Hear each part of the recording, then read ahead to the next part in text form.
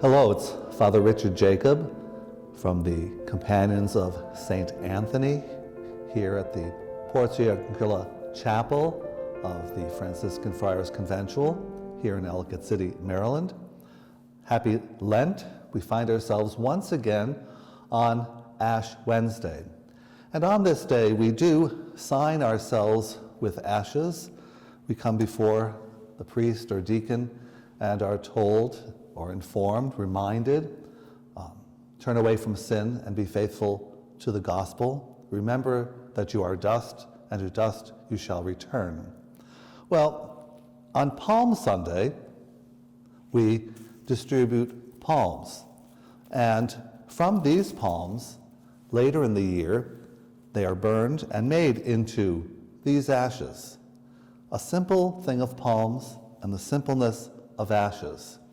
But both of these items, which are quite honestly the earliest form of recycling that I've ever reminded myself about, they are sacramentals within the church. We know that our 7 sacraments promise us the gift of God's grace. We are welcomed into the church through baptism. We receive the gift of God Himself in the Eucharist, and so on with the sacraments. But within the church, there are items called sacramentals, things, items, holy items, that lift our minds to God.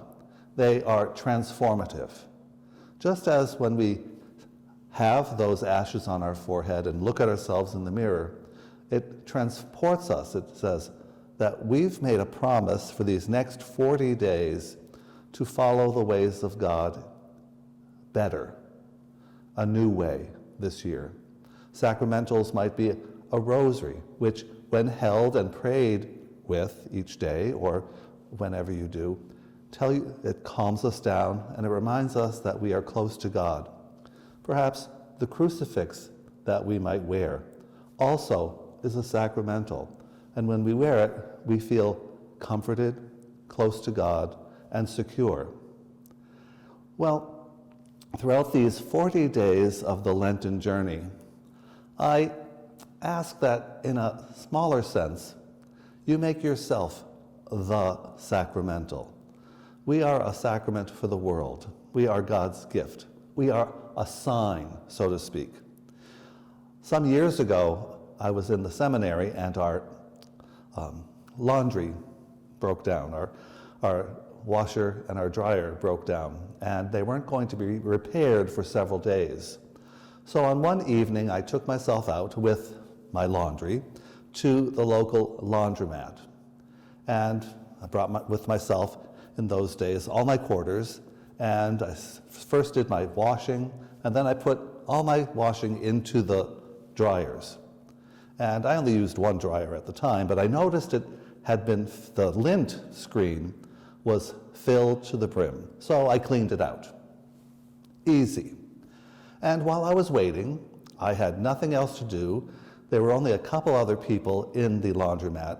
So I went from one dryer to another, the ones that were empty, and I cleaned out those lint filters. I had nothing to do. I was bored. At the end of my doing this, I had noticed that some woman at the other side of the laundromat had been watching to me. And when I was done and washed my hands, she looked over to me and she says, "You are a saint." And I said, "Why?" She said, "No one ever thinks of emptying the lint screen." And I said, "Well, I did it because I was bored and I wanted something good to do with my time." Well, I think of that time often because if you can reach sainthood by simply emptying a lint screen, that's a great task. Saint Therese, of the child Jesus, reminds us that we should do great things for God in the littleness of each day. So perhaps throughout these 40 days of Lent, think of the littleness that you can do to make someone's life better, easier. Emptying the lint screen, emptying the dishwasher, cleaning the countertop. All of those individual acts of kindness add up and assist others to have an easier life and make them have a pleasing day.